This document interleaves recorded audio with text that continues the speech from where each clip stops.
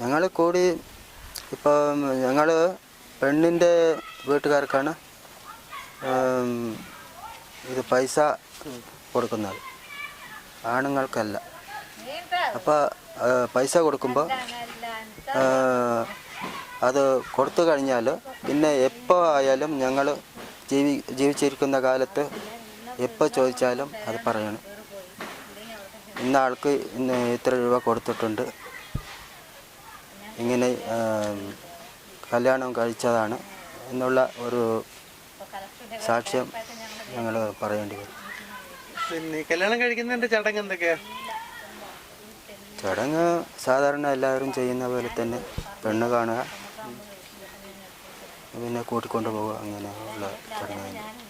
കല്യാണത്തിന് ആരെയൊക്കെ വിളിക്കും?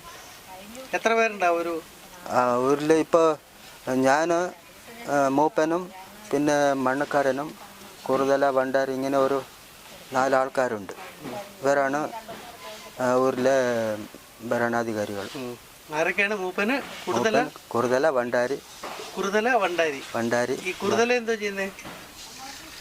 അത് ഊരിലൊരു വിശേഷം നടക്കുമ്പോൾ ആൾക്കാരെല്ലാം കൂട്ടി കളിക്കാനും ഉള്ള പരിപാടിയൊക്കെ അവർ നോക്കിക്കോളും.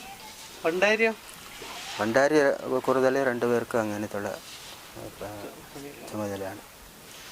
ഇവിടെ ഈ പിന്നെ സർക്കാരിൻ്റെ പരിപാടികളൊക്കെ വരുമ്പോൾ ഇവിടുത്തെ മൂപ്പനുമായിട്ട് അവർ കാണാറുണ്ടോ? സർക്കാരിൻ്റെ ഉദ്യോഗസ്ഥന്മാർ അതുള്ള ആൾക്കാരൊക്കെ കാണാറുണ്ട്.